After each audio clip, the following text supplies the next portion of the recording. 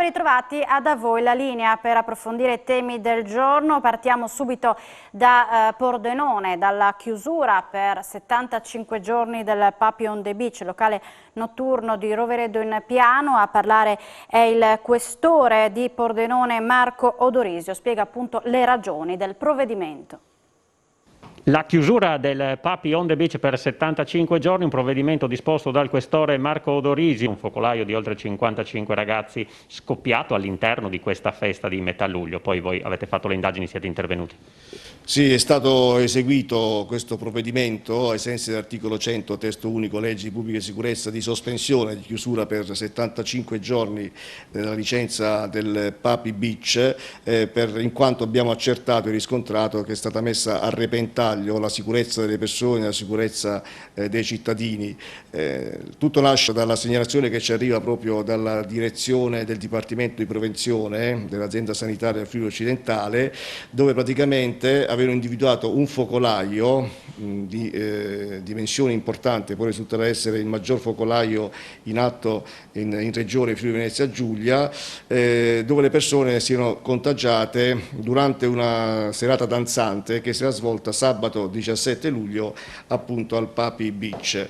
Ricevuta questa segnalazione abbiamo acquisito anche l'elenco delle persone che avevano partecipato, circa 300 giovani, età media sui 30 anni, provenienti dalla provincia di Treviso, oltre che di Pordenone, e anche alcuni appartenenti alla base USAF di Aviano. E quindi abbiamo approfondito sentendo, appunto assumendo le testimonianze, in alcuni casi alcune persone erano positive, le abbiamo sentite telefonicamente in isolamento, ed è emersa una situazione, una serata di una vera e propria discoteca, serata danzante abusiva, con violazioni sia al decreto, alla normativa in materia anti-Covid, quindi già all'ingresso la serata si è svolta dalle 23 fino alle 4 del mattino seguente, con praticamente violazioni normative anti-Covid già all'esterno, lunghe file, anche mediamente un'ora di attesa, senza distanziamento e senza mascherine. Poi una volta dentro di fatto era una discoteca perché veniva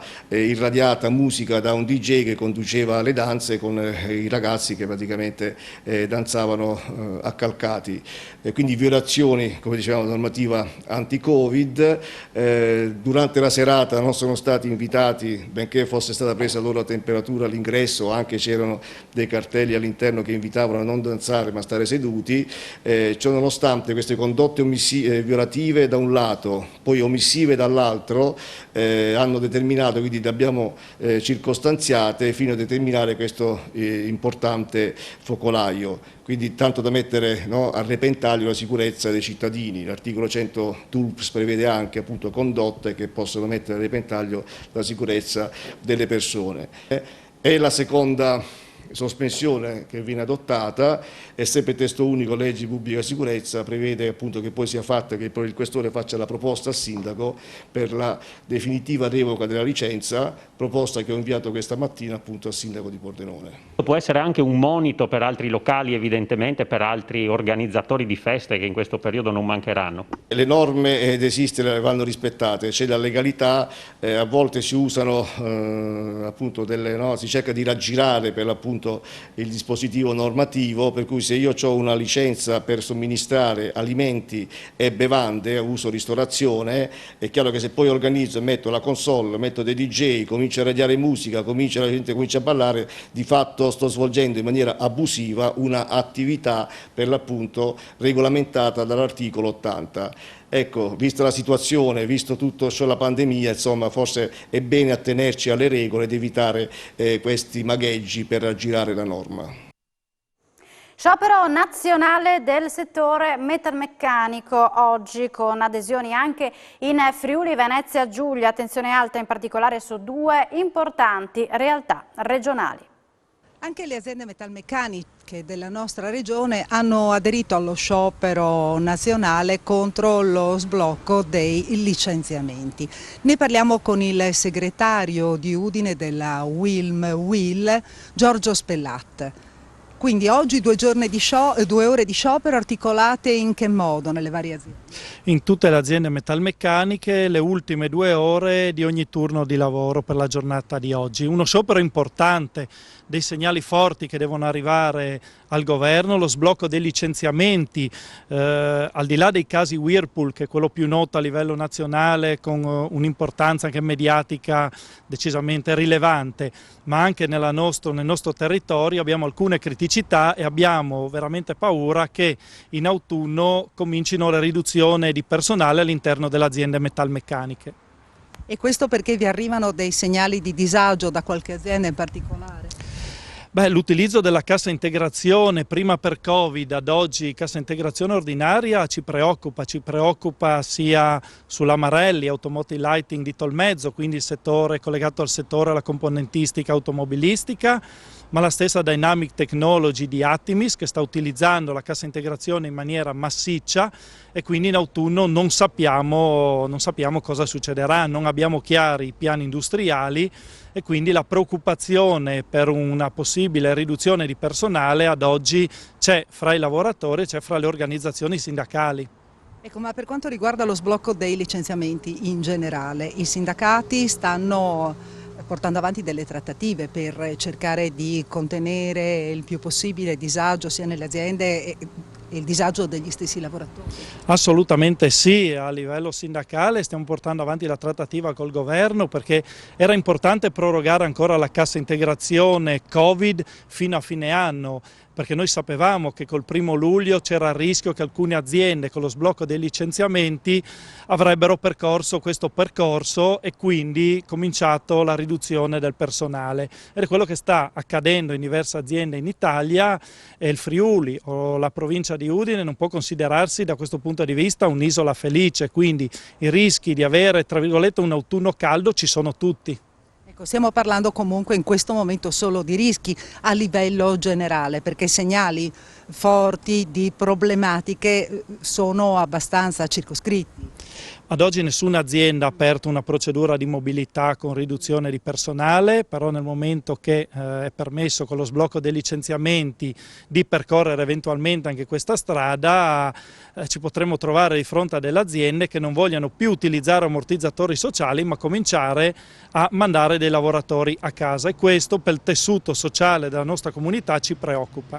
Ecco, scendiamo nei particolari della situazione della Dynamic Technologies, perché anche in passato anche abbastanza, anche lontano, c'erano state delle problematiche e sembrava che l'azienda si fosse ripresa, tra l'altro occupa almeno 200 addetti.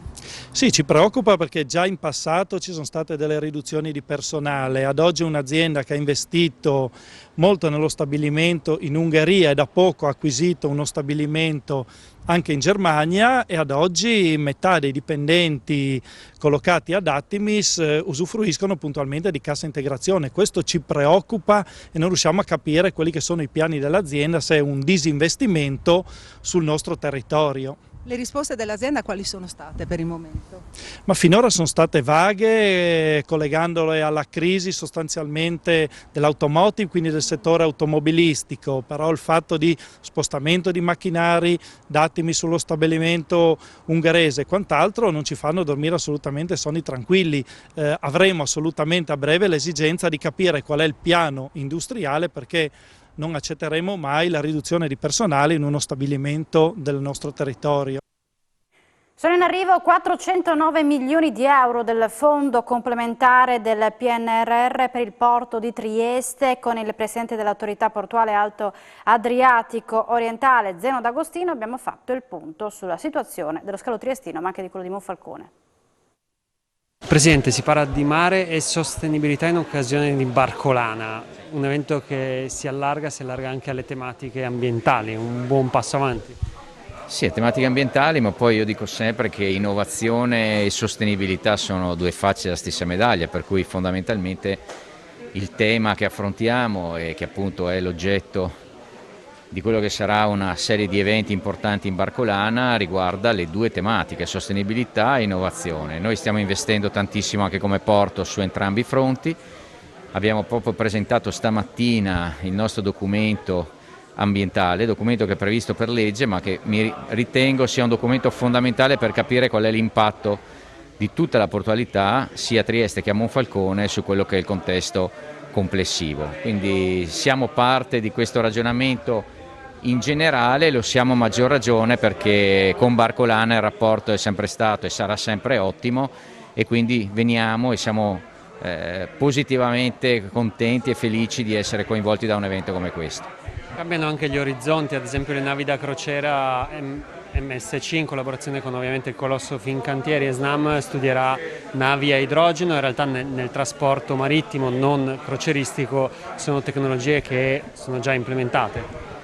Sì, è chiaro che ci sono tante cose in essere, in divenire, dobbiamo agire sia sul breve che sul medio che sul lungo, quindi questi sono ragionamenti che riguardano il medio-lungo, noi dobbiamo intervenire anche sul breve, non è facile, però per esempio abbiamo circa 50 milioni di euro del PNRR che verranno investiti sul cold ironing tra i porti di Trieste e Monfalcone. Penso che sia un grossissimo investimento, pochi porti stanno facendo questo ragionamento, è un ragionamento che comprende anche la parte innovazione e ricerca, e quindi su questa cosa penso che si sta lavorando seriamente, concretamente, anche se poi chiaramente i risultati non arrivano domani mattina. In questo senso il lavoro che lei ha avviato è stato quello dell'intermodalità, insomma, trasporto su ferro, gli interporti, insomma, il porto di Trieste è diventato oggi il porto del Friuli Venezia Giulia.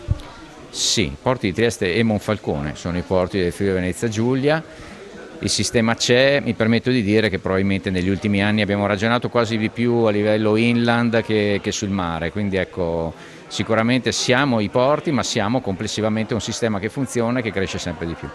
Come sta andando quest'anno, questo 2021 di più o meno molto lenta ripartenza dopo l'emergenza Covid? Ma sta andando bene, tra l'altro va rilevato che negli ultimi mesi abbiamo dei dati molto interessanti e positivi anche su Monfalcone, che sembrava un po' diciamo la parte debole del sistema, invece devo dire che veramente negli ultimi mesi, nelle ultime settimane Monfalcone sia sulle merci, chiaramente poi con questo fenomeno anche delle crociere ci sta dando dei risultati interessanti. Chiaramente Trieste continua a crescere, abbiamo un dato abbastanza altalenante che riguarda le rinfuse liquide, ma quelle insomma sono fondamentalmente connesse, collegate a quello che è l'andamento dell'economia che è influenzato dal Covid. Ed ora andiamo a Lignano Pineta. Ieri si è presentato l'ultimo romanzo di Giovanni Taranto, La fiamma spezzata, nel corso di incontri con l'autore con il vino. Un giallo ambientato in un vesuviano in una Napoli magistralmente descritti. È La fiamma spezzata, il romanzo di Giovanni Taranto, protagonista ieri a Lignano agli incontri con l'autore con il vino, promossi dall'Associazione Lignano nel terzo millennio, presieduta da Giorgio Ardito. La cronaca nera è stata il mio pane e lo è ancora, insomma, da 35 anni e più a questa parte.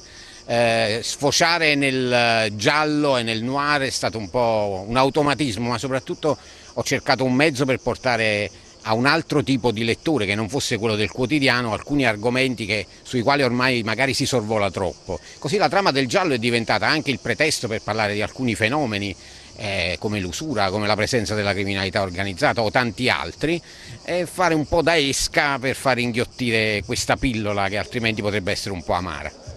Ma Mariani, il capitano Mariani, che è il protagonista della Fiamma spezzata, questo mio primo giallo edito da Avagliano, direbbe che c'è ancora il segreto di indagine su questo. Piccola pausa per la pubblicità, poi ci ritroviamo in diretta da voi la linea. Tra poco.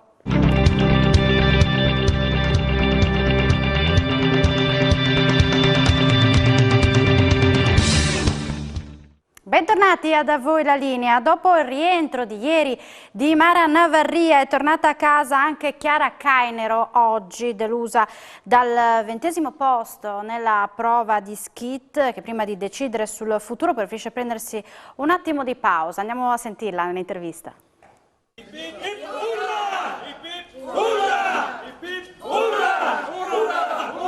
Grande festa a Cavalico di Tavagnaco organizzata dall'amministrazione comunale e dalla locale sezione degli alpini a casa Cainero, accogliere Chiara Cainero al suo rientro da Tokyo. Come si sente adesso che è un'altra volta in mezzo alla sua famiglia? Perché so che prima di partire lei diceva mi mancherà tanto la mia famiglia.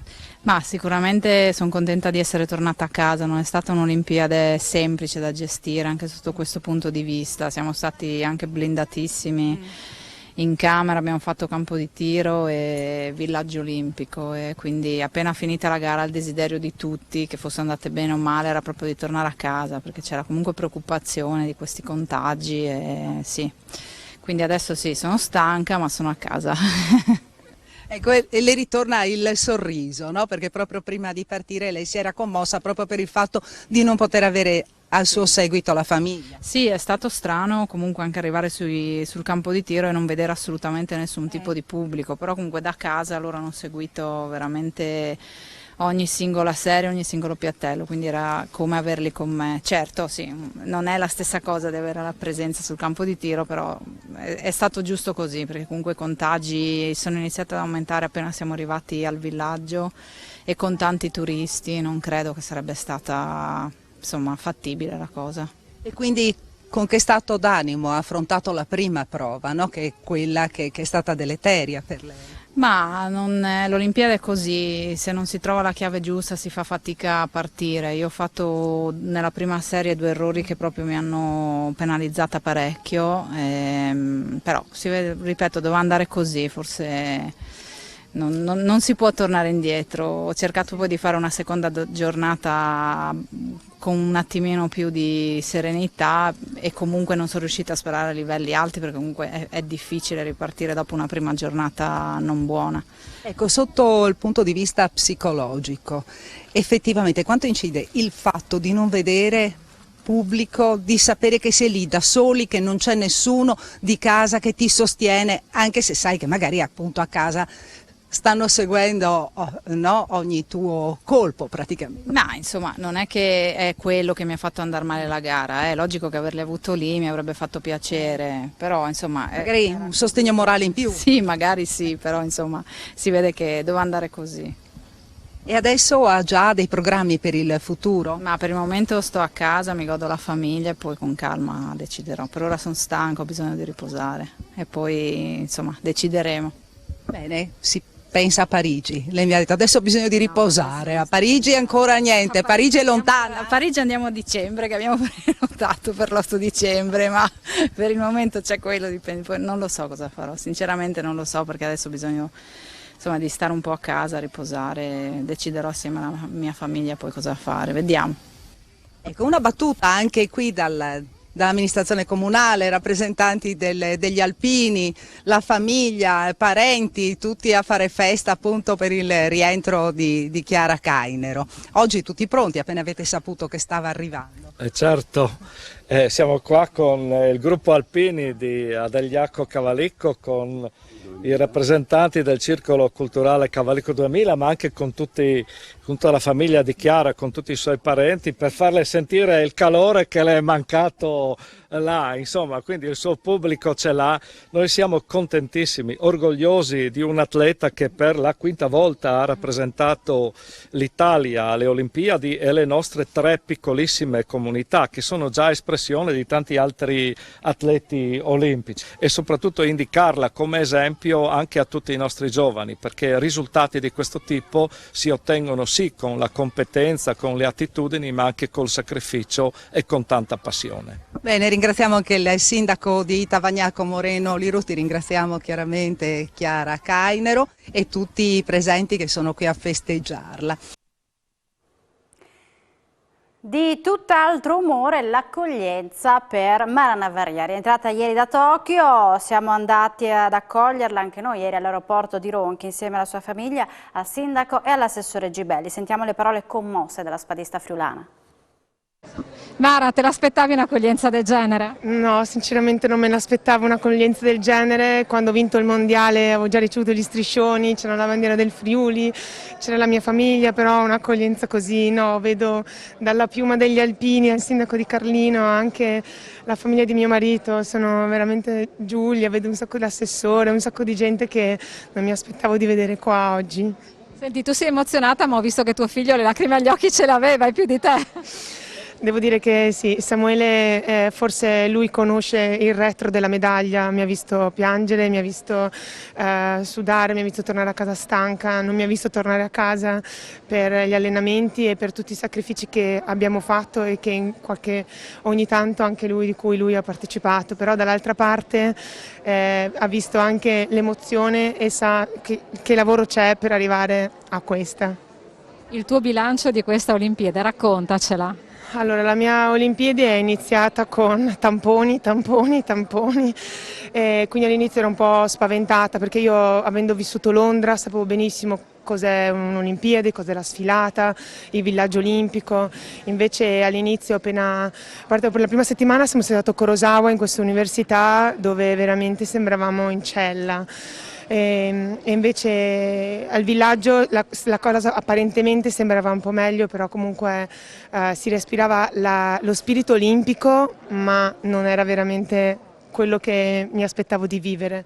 Mi dispiace per il mio individuale che non ho trovato subito la concentrazione giusta con la Eston Leis, però sono contenta di questa medaglia a squadre che ho tanto voluto e ho fatto di tutto per sostenere con il mio contributo alla squadra. Senti, immagino tanti pensieri da quel giorno ad oggi, quale è quello prevalente? Dalla medaglia? Ho detto, ma adesso che abbiamo trovato questo equilibrio con questa squadra non posso smettere, sicuramente è così, quindi adesso devo un attimo fare un po' di focus, riorganizzare le idee, andare in vacanza, devo finire la tesi del master in marketing e management che sto facendo all'Università di Tor Vergata e poi spero di riuscire a dedicarmi alla fotografia, questo è il mio primo pensiero, riprendere in mano la mia macchina fotografica. Più emozione adesso perché arriva con un metallo pesante, prezioso. La partenza non ha di per sé tanta emozione, ha avuto di per sé tante speranze che erano quelle di appunto andare a prendersi una medaglia olimpica. Tu da allenatore ci credevi, no? Noi come team, col maestro, con i preparatori mentali e la breath trainer, sapevamo che andavamo a giocarci qualcosa di grosso ed eravamo pronti per farlo. Poi Mara lo ha dimostrato con una finale strepitosa. Il sindaco qua in veste ufficiale ad accogliere Mara Navarria. Mi raccontava un paese, Carlino, in subbuglio. Sì, siamo ancora sconcertati, disorientati per l'arrivo di Mara Navarria, ma soprattutto per quello che è successo in questi ultimi giorni, e Carlino veramente è un paese in festa. Lei ha sentito Mara dopo la vittoria, cosa le ha raccontato? Io l'ho sentita ed è stata veramente un trionfo di emozioni, ci siamo scambiati qualche battuta proprio in funzione di questi giorni, proprio perché era necessario anche decantare e far godere quel momento lì della vittoria in una maniera privata, ma insomma e condivisa con le sue compagne di squadra. La cosa più stupida che una può fare è citarsi, ma mi cito lo stesso, perché l'avevo detto quando sono andata a salutare Mara in palestra a Udine, che lei è grande perché ha il talento, ma ha anche la testa. Mara ha fatto 12 stoccate sulle 23 italiane, ha determinato la vittoria dell'Italia. Adesso non voglio sembrare quella campanilista, sciovinista, ma è così, cioè lo dicono i numeri, ha fatto 3 assalti. Perché ha la testa? Perché risollevarsi dalla delusione di pochi giorni prima e rimettersi in riga in modo da poter essere vincente non è da tutti, e infatti non è stato da tutti, è stato da lei. Ed ora andiamo a Udine perché è stato un bilancio positivo per il mese di luglio per le manifestazioni culturali tra Udinese Estate e Udine Sotto le Stelle. Ora ci si prepara per agosto, allora ci colleghiamo con la nostra Isabella Gregoratto, vediamo se è pronta, sì, a te la linea. Sì, buongiorno Alexis, sì, siamo pronti, siamo qui in Piazza Libertà, sono con l'assessore alla cultura Fabrizio Cigolot. Quindi un luglio, bilancio positivo perché tante persone, siete riusciti a richiamare tante persone agli eventi che sono stati organizzati in città. Sì, il bilancio più che positivo. All'inizio del mese c'era ancora il Far East, vicino lontano, tante iniziative, la Notte Bianca, il concerto su in Castello, ma poi il concerto del risveglio e la settimana dopo la Notte dei Lettori che abbiamo avuto qui sotto la loggia, ma anche in tanti altri luoghi della città. A tantissimo pubblico, sì, molto soddisfatto davvero. Anche perché quest'anno in sostanza è stata coinvolta tutta la città, no? Anche i quartieri con iniziative, perché avete cercato appunto di avvicinare anche le varie associazioni culturali che operano sul territorio. Esatto, attraverso il bando sono state selezionate 34 proposte che, per dire la verità, ogni proposta era quasi una rassegna, quindi abbiamo avuto un novero di eventi molto ampio che hanno avuto luogo nelle sedi che il Comune ha attrezzato, e qui ci troviamo in quella di Piazza Libertà, lì c'è il palcoscenico di Piazza Venerio, la pedana dalla Loggia del Lionello e poi soprattutto il castello con il grande palco in castello, ma poi anche nei quartieri si sono avviate delle iniziative, non so, come Armonia in città ogni martedì, nelle chiese parrocchiali ci sono dei concerti di musica classica di grande qualità curati dalla Fondazione Bon, e quindi il programma si sviluppa in effetti non solo qui nel centro storico ma anche nelle zone più diverse della nostra bella città. Ecco, abbiamo dato uno sguardo all'elenco delle iniziative. Non finiremmo più questo collegamento se dovessimo enunciarle tutte. Possiamo dire che comunque anche nel mese di agosto continueranno le varie caratterizzazioni delle location che sono state adibite alle iniziative, perché qui sotto la Loggia del Lionello per determinate cose. Sì, Loggia del Lionello che lei ha ricordato, Amici della Musica, una bella rassegna che ha avuto il battesimo quest'anno, si chiama Vox Populi. Ma ecco, qui in Piazza Libertà?